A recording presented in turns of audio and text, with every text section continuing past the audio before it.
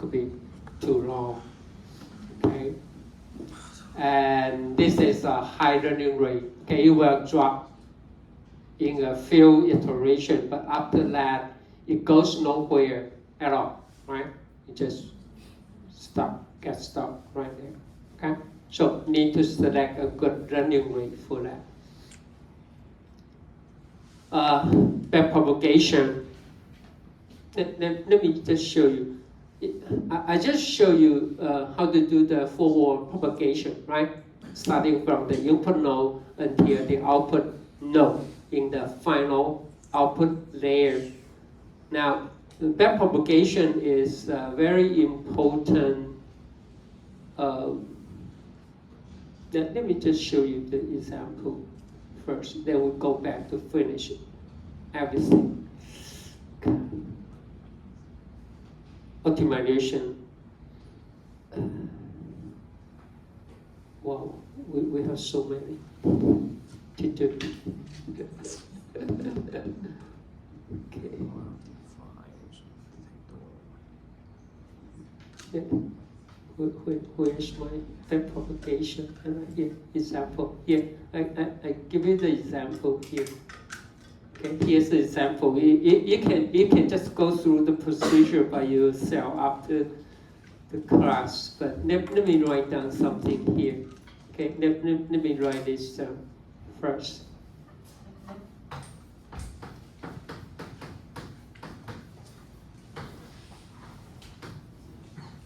Well, actually, we have a weight, connection weight of the fifth connection weight by chain rule, okay?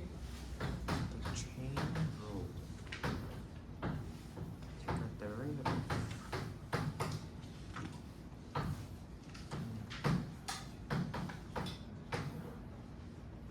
You don't need this for your assignment, but it's good to know how it works, okay?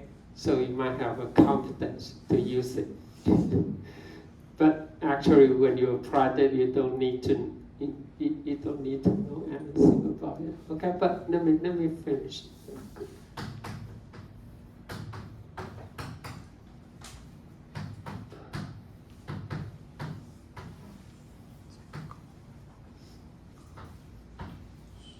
Okay, it's the chain rule, right?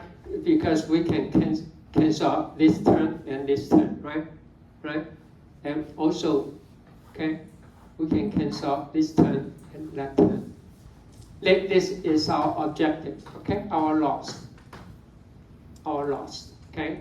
And this is our decision variable, okay? Our decision variable. We want to determine based on the gradient descent, okay?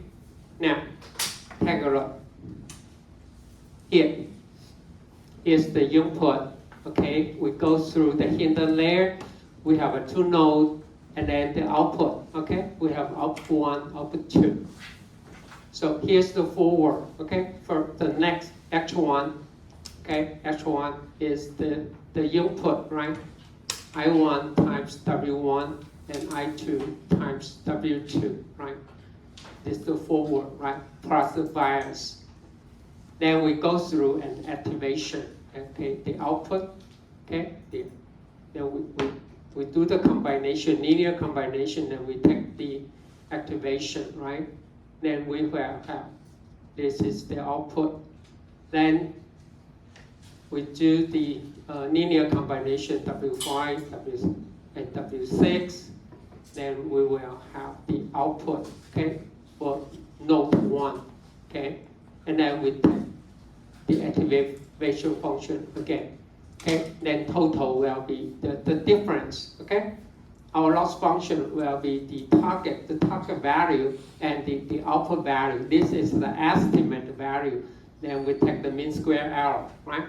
So now we need to do it backward, okay? We need to take this note here. We need to take it backward. Now the total with respect to output 01, which is right here. And then this output node 1, we take the derivative with respect to the net, okay, H1 here, okay? And then go for with respect to W5 next. That's we do it backward, okay? This is so-called the chain rule, okay? So first, you based on the current value, you do the forward propagation. And after that, by the chain rule, we do the backward propagation. Now we take the derivatives here. Then this give you the example for the forward, and here's the backward. Okay, the backward. Okay, we will show you how to do it. Okay, step by step. Okay, and we simply assume the output over the activation function. Okay, we assume it's a logistic. Okay, sigmoid function. Okay, then you know the derivative of the sigmoid function is nothing but it's as simple as output O1 times 1 minus output O1. That's it. This is derivative. Okay. If you go for the red rule, it's much more easier, right? The derivative will be 1, just 1, right? Just 1. That's it. Okay. Anyway, we just keep doing that. So finally, we can get this term here. Okay, then we can apply the gradient descent to update our decision variable. Okay, and you need to do this for every single decision variable for that. Okay, then keep just updating. Okay, that's so-called backward propagation. Okay, so if you have a time after this class, go through this simple example, and I show you. This is an MLP model, but actually I show you later on. Even you do the convolution, you can represent it the operation like this, just like the MLP, the same here, but the connection will be a little bit different because CNN is so-called weight sharing, right? Weight sharing, you will share the same weight. Share what? The same convolution, and then we do the connection. Okay, so anyway, the logic or the concept of the backpropagation is exactly the same, just like the MLP. Okay, so this is the backpropagation. Okay, so if you believe me, how we do the backpropagation, and then we can carry out the gradient descent. Then let's finish all the remaining part about CMN. Okay. So where was I? Oh, gosh.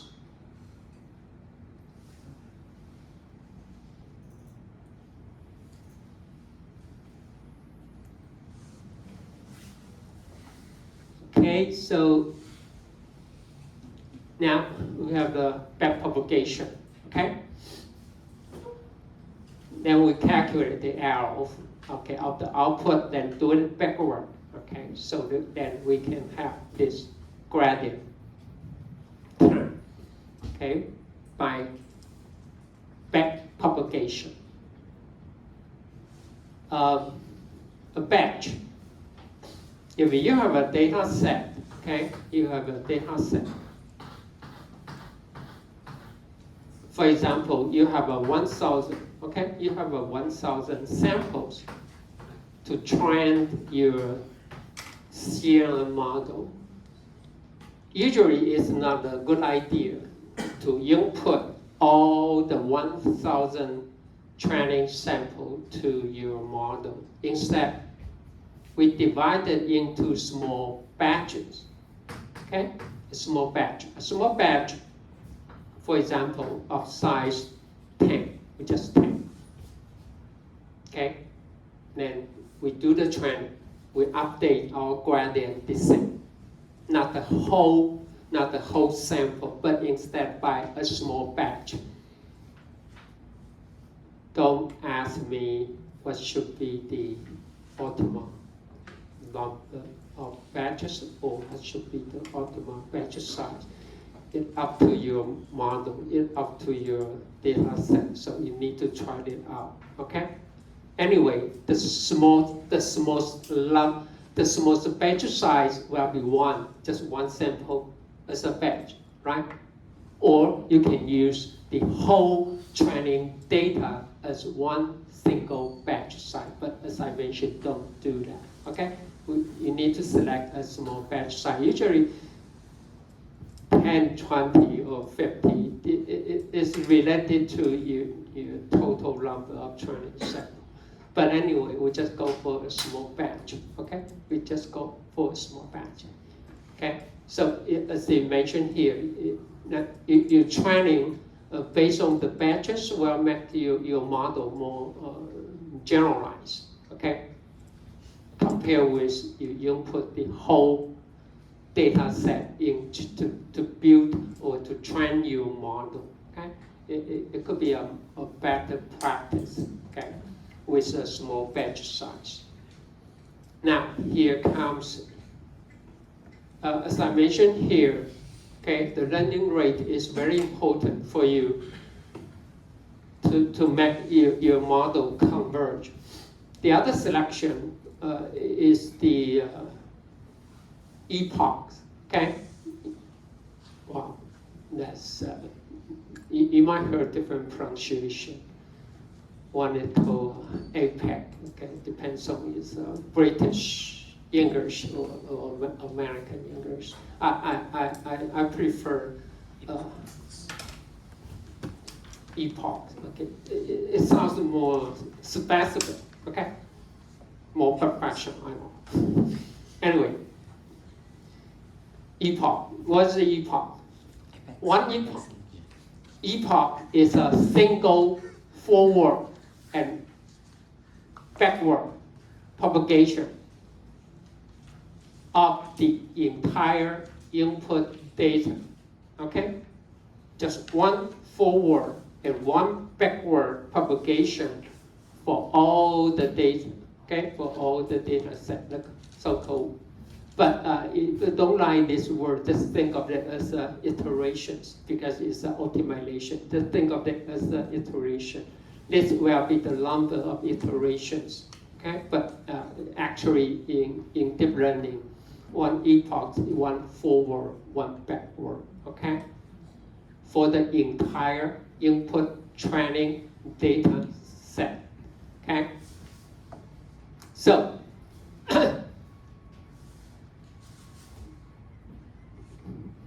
epoch.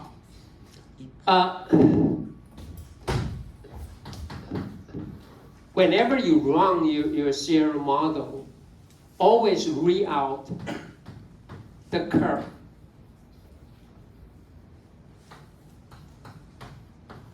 Okay?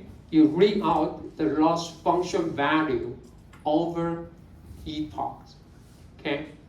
So if you have something like this, even you set up a very large epoch, for example, 1,000, maybe it says it's still not enough for you to converge, okay? We expect something like, okay, you need to go for the steady state. It looks like it has been converged or not, okay? But initially, usually we will go up to 1,000. You will try out 100 or 200 or 500, but never just go try 10. Don't do that. Okay, don't do that. Okay, at least it might just starting from 100 or 500. Okay, because the larger the number, the longer, okay, the training time you need to make it converge. But anyway, just always reserve the loss value over time, okay, or over epochs, so that you can observe. You have a good idea about what should be the best number of epoch, and also what should be the good learning rate. Okay. it might fail no matter what you do. That's because what? Your model is not good enough, or your data set have some problem, okay? But anyway, that's a very good start. Just look for the loss function value over time, okay? And make sure they will go steady state, okay? And then based on the curve, you will know how many epochs you need and what should be a good learning rate, okay, to train your model. Okay, so this is very important, okay? It's determined by the user, okay? Determined by the user. Here's another terminology used. In your CNN, you might specify the dropout rate, okay? The dropout rate is a reservoir dropout. There, the purpose is that when you first encounter the CNN, you might wonder why. Let's take this MLP as an example. We have a multi-layer perceptron model, okay? Here's the input, hidden layer, okay? Hidden layer 1, hidden layer 2, and here's the output. Here's the dropout. For the dropout, there's a parameter.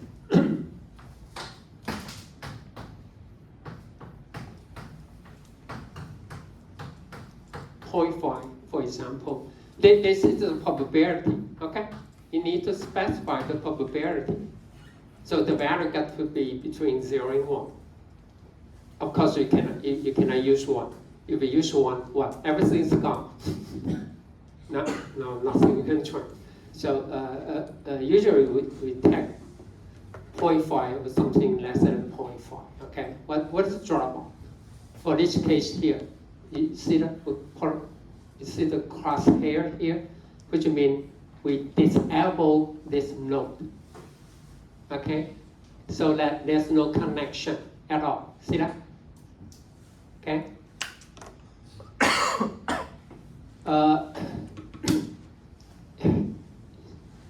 So we just, so first you specify the probability, then your model will randomly, okay, drop out the node, okay? It does not have, you don't have to put dropout in every single layer. No, you don't need to do that, okay? Just for some layers, okay? So for this case, we drop, okay? We randomly drop these two nodes. So you will map the connection. If you drop it, which means the connection is gone or the connection is 0, okay? This dropout. The only purpose is what? The only purpose for the dropout is to prevent overfitting. Okay, it's just to prevent overfitting. Because it could be your architecture is too good to fit every single training data correctly. What I'm trying to say is, suppose we have two features and we have two classes to identify, okay?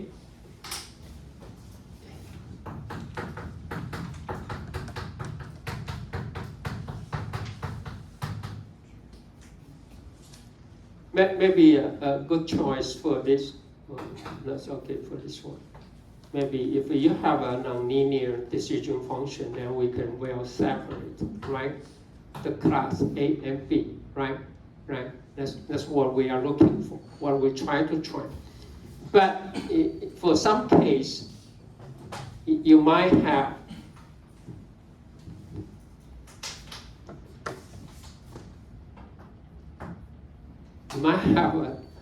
a sample, okay, of class A, and you find it is right here. Now, here's the so-called overfit.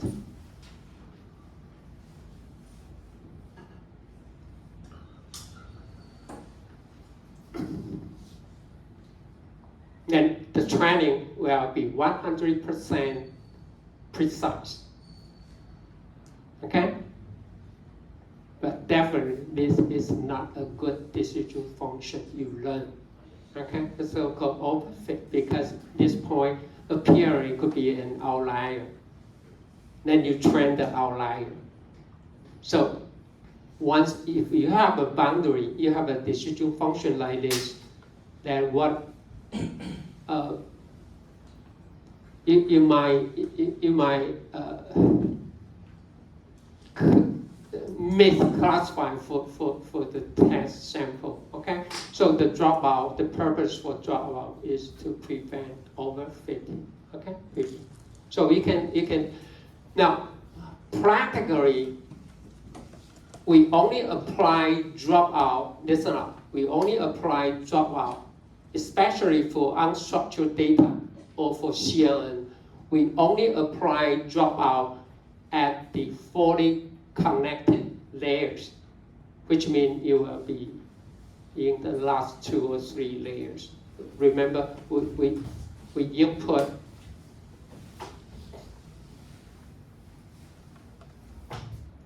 we have the input here, then we go through the convolution, right? And then we have a fully connected layer, one, fully connected layer 2, then we output, okay? So most of the case, we apply the dropout because the convolution layer here, the only task is what? To extract the features for unstructured data. And the last 2 or 3 fully connected is used for classification or for regression. Okay? So we put the dropout here, okay, fully connected layer. Most of the case, I didn't say you cannot put it here. But you need to think of what if you put the dropout in the convolution layer? What has been dropped out?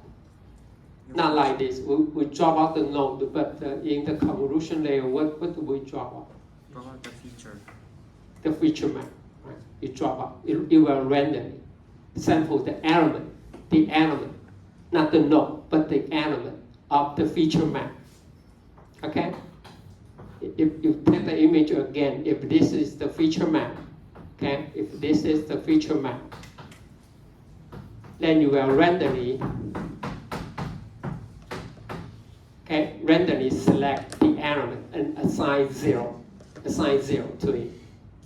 Okay?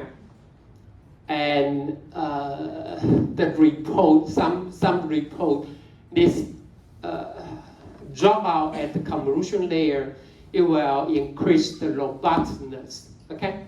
会让你的系统更稳健. It kinds of, you just put the noise into the input, right? You input more noise, and eventually after the training, when the test data set will be more robust to adapt to the environment changes with the noise. That could be, but most of the case, we only apply the dropout at fully connected. I wish I have more time because then we finish it anyway. No, put it here. Because I didn't say anything about ensemble. Ensemble, when we get into the AWS or random forest. Yes. But anyway, now we have the data set. We can go for the, we use different CNN1, we have a CNN2.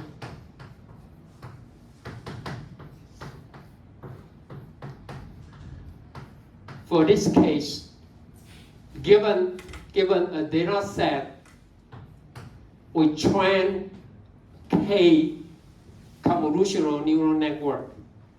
Okay? And then based on the output, you make your final decision, then come up with the output 1. So the ensemble means what? You use more than one classifier or regression at the same time. Drop out someone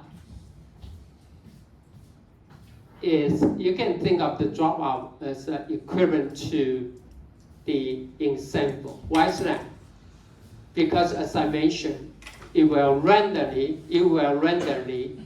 disable some of the node. For this example here, if you after apply the dropout, you might have your MLP model like this. But for the next sample, you will randomly drop out the node again. Then you will have another architecture. Know what I'm saying? So it looks like for each sample, you apply different classifier to make your final to make the decision, and eventually you base on each individual decision to make your final decision. So somehow dropout, it will act like ensemble. I will get more detail when we talk about the ensemble technique. But anyway, the purpose for ensemble is what? It may not improve your accuracy, but definitely it will improve its robustness and the reliability. And you will reduce the variance of your estimation. Okay.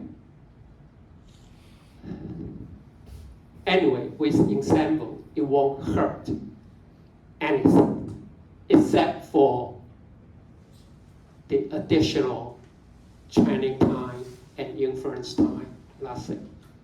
也就是说，假如你可以忍受时间 ，ensemble 没有任何坏处，它的效果就有更好，顶多没有改善，可是呢，绝对不会更差，不会发生。Okay. And ensemble is not so. Actually, ensemble is another way to try to prevent overfitting. Okay, that's another in machine learning. Okay, anyway, I talked too much about dropout. You can use it or you don't use it, that'll be fine. Okay, batch normalization. And after the convolution, usually we will go for the batch normalization because after the convolution, you do the convolution with the filter, right? Then you will have the feature map. The distribution will be quite different. Okay. Different from the original input, okay, or its previous input. So we will do the normalization to make the distribution more consistent with the input. Now, the easy way to do the batch normalization, I mean, when I say batch, you do the normalization for the whole samples in the batch. It's nothing but just go for what? Z-score, okay? First, we try to find the zero mean, right? The mean.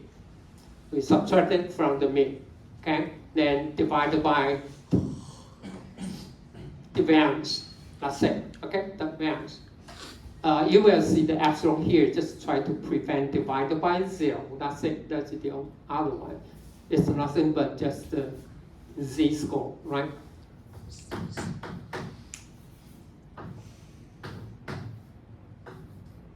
Right?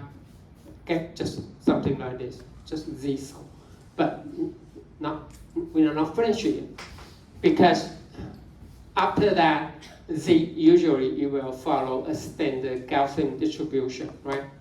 With the mean of 0 and unit variance. However, it does not have to be a standard Gaussian distribution. So you will put a two parameter gamma and beta here. See that? So z it follows a standard Gaussian distribution. We take it as a random and with some expected mean, okay, gamma. I mean mean beta and gamma. That's it. Now, don't worry about what should be gamma and beta. they are learned, okay? They are learned when you do the optimization, so don't worry about what should be the gamma, what should be the beta value. gamma beta 是学来的，不用管，不用担心 ，okay? So for the batch normalization, you just select you want to do the normalization or not. But usually after the convolution, we will go for the batch normalization. Okay, we will do the batch normalization for that. Okay, to make the distribution will be more consistent. Okay, that's a good practice. Okay. Later on, when I keep saying later on, maybe we don't have any later on at all. Here's another choice. We don't do the batch normalization. Instead, we do the layer normalization. Batch normalization, we normalize with respect to sample. Layer normalization is do the normalization just like this, but with respect to features. Features. Know what I'm saying? This is spatial. You calculate. Okay, do the normalization for all the samples in the batch. Now, another layer normalization is we do the normalization with respect to all the features for each individual sample. 也就是说，对每一个样本，我对它所有的 feature 呢，我们通通把它常规化。You know what I'm saying? Okay, that's different. That's a total different story. Okay. Well, actually, layer normalization is the one used in the transformer. It's using transformer 用 layer. You can think of the age and salary as a two feature, which means if this is X1 and X2, we have more features. We do this, okay? We calculate the mean and variance, and we do the normalization with respect to the layer. So it's different from the batch normalization. My experience, all my experience is in image, so I cannot tell what would happen in time series. But for my experience, if we go for the layer normalization, I mean, your model will be robust with respect to the lighting changes, which means it will be more reliable, okay, or more adapted to the environment changes. But so that could be another choice when you try it for your time series data, okay? 我问一下，刚才说是针对那个一个 age 里面先做 normalization， 还是 age 原本的值加上 salary， 然后整串了？那这样各个单位不同，然后做 normalization。So usually for each feature you will do the normalization first. So you will bound it in a similar range. Yeah, that's the idea. 那这边讲的 layer 是 hidden layer 还是前面的 feature convolution 那个地方的 layer？ It is in the convolution, but this kind of normalization is called layer normalization. Okay, but it's still applied after the convolution. We applied it after the convolution, but we call it to make it distinguish different from the batch normalization. Batch normalization is much easier to understand because we normalize between samples. But this is just take all the feature and do the normalization for each individual sample. Okay， 就是它这个样本它里面的所有的 feature 它会一起做。可是你讲的是对，在它这个之前呢，一般这个呢都会先做 normalization， 它会把它限制在一个方面，不然的话你也知道这个 if you don't do the normalization with respect to each individual feature, then salary will dominate the ages, right? Then you do the normalization, this value will be very good. What would happen? Yeah. Okay, so that's it. Okay, another one you need to determine is the padding. Okay, usually we simply just go for padding. In Keras, it just specifies same. SAME. Yeah, which means you are not going, as I mentioned, whenever you do after the convolution, you will reduce, right, the boundary, right? Okay. Which will show, they will shrink, right? The image will be shrink. For time series data, the two ends will be, it will be gone. So if we don't want to change the size, no matter for image or for time series data, then you can go for the padding or set up the padding equal to same. For this case here, okay, after the convolution, we remove the outer, okay, the left, the right, the top, the bottom, but we just fill out with 0. Okay, that'll be fine. You might wonder what would happen 0 because after the next convolution layer, you will change the value. You will change the value, but we will keep the same size all the way. Okay, for all the convolution.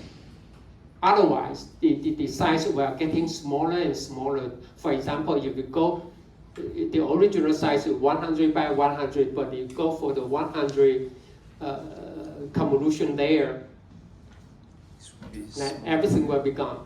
Okay, everything will be gone. But if you go for the same, that'll be fine. That'll be fine. Okay, that'll be fine. For this case, appearing the filter size is 3.3. 3.3. Okay. Oh, 这个 padding 怎样 0 padding. Okay. It does not have to be 0. Actually, it can copy exactly the same value, right? Just like before, or sign average. But it meant just select 0 padding is much easy one. Okay, and specify padding equal same, which means you're not going to change the size. Okay. That's another way to improve the robustness. Especially you only have a very small data size for the training, that will be the data augmentation, okay? Data augmentation. Like this example here, this could be the original data, then you rotate it by 90 degrees, then you can create more data set for training. It is easy for image. I never thought of it. When the data augmentation comes to the time series, it becomes quite difficult. Because whenever we talk about image augmentation, is some geometric transformation, shift, rotation, scale. But for time series, this is just example. Even if it's rotate, there's no way it rotate the time series signal. Right?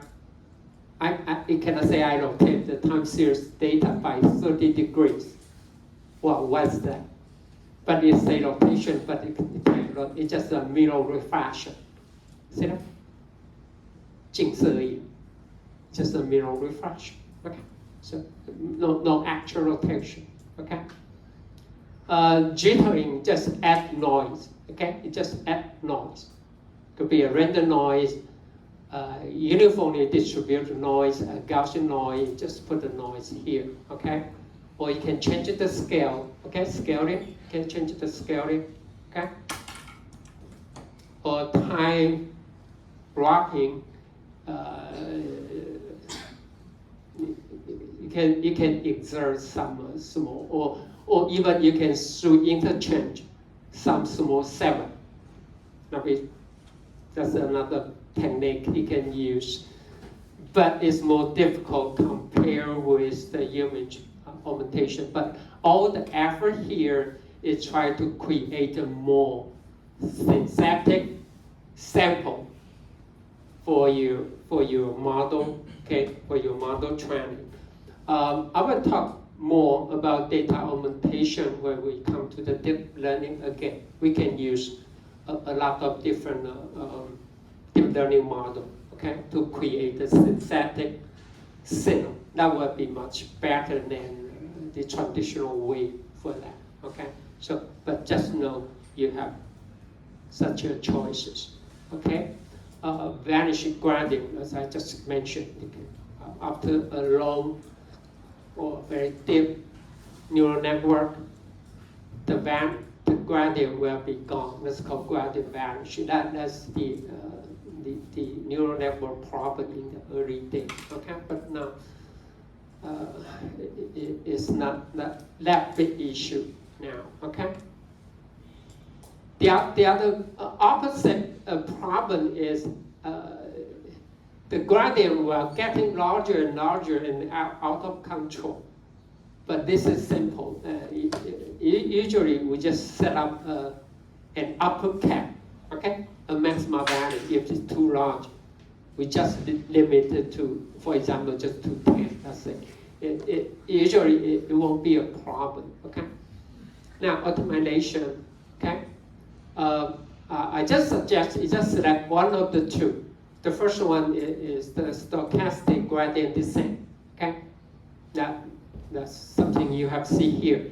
Then why called stochastic? Because whenever we just talk about the gradient descent, we say we update it for the whole training data set. But when it comes to SDG stochastic, it means we update the weight for each randomly selected sample, okay? Randomly select sample. We randomly select one sample, we update the weight, then we randomly select another sample, then we update it. That's called stochastic gradient descent, okay? So this is the commonly used optimization algorithm, okay? Called SGD, okay, SGD. But again, no matter what, there's a very important parameter, okay? Learning rate. You must be very careful for that, okay? So always print out the loss function, okay, over epochs, okay? So that you can observe what's going on here, okay? The other one, okay, I'll skip some of the. Anyway, the other one is based on the moment. It's based on the moment. It takes the moment. Okay.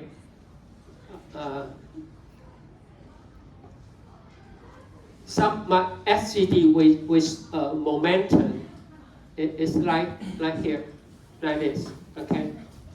Now this is the same here, just like the gradient descent, but the V is what? It's the gradient. See that? The gradient. And this is the previous historical V. Now, you have learned the quality control. This is nothing but what? Moving average. Just moving average. 不是吗? It's just moving average. Just keep updating, right?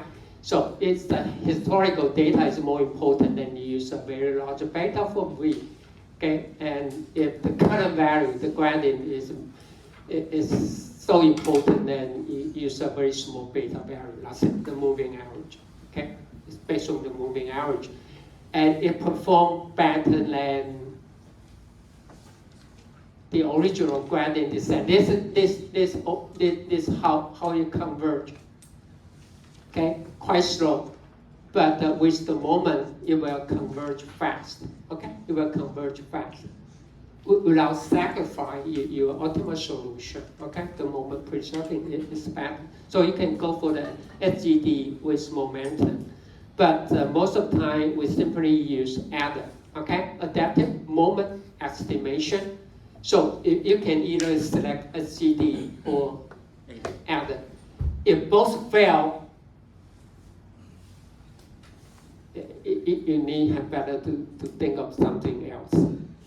Change the architecture or more or learning rate. I mean, if both fail, you may have to look for. I mean, there are so many optimization algorithms, but eventually they may not help you too much. You know what I'm saying? Maybe I'm wrong. Okay, that's personal bias. 这两个都不行，大概就不要再去试其他的一大堆，因为大概也没什么用。重点可能就是在你的 architecture， 可能在你的资料，哇，可能在你的资料。Okay, here's Adam. Okay, you calculate the first moment. G is the gradient. Again, the gradient. Then this is the second moment, okay? Again, the gradient, second moment. So we calculate MMV, okay? The first moment, second moment, again, it's based on what? It's based on the moving average, okay? Based on the moving average. So you need to have a beta parameter, the beta 2. Apparently, the author who developed the atom, he found out this value is not stable, so he further readjust, okay, MMV, the same here, but divided by the T's power of beta. T is the apox number, okay? You know what I'm saying? 这个就是那 apox 那个次方哦，不是表示值哦，是次。So the apox getting larger, the beta will be could be getting smaller and smaller because the beta value is between 0 and 1, okay, between 0 and 1. So you take it as a function of the apox, okay? So that, and it worked out very good. And then the remaining is nothing but just the gradient descent. See that? Just the gradient descent. The running, so you still need to set up the initial running rate, okay? But why called adapted? See that? This running rate has been adjusted by the V as a function of the epoch number. See that? See that? Okay. 也就是说，它的 running rate 会随着它的那个递回运算的时间越来越多的话，它会去修正。But anyway, you still need to specify the initial running rate. Okay, so everything just like that. Usually, if you ask me, I will go for Adam first, or SGD. Okay, if both fail, here's a lot. Okay, you can try out. Okay, but for this called eta delta, if this is the one you want to try out, that'd be fine, because for eta delta, it doesn't need running rate. No, it's no running rate. Okay, but you can try it. I don't know. When you say you don't need running rate, I don't know it's a good thing or not. Which means there's no control. If fail, it fail. If you go for a Adam, then you might try to update the running rate and then something happen. Okay, so let's almost we are almost done. Okay. But anyway, I will finish it today, and you will have assignment number 2. And if I don't have a chance to talk about autoencoder, and definitely next week I will finish it. Okay, just for autoencoder.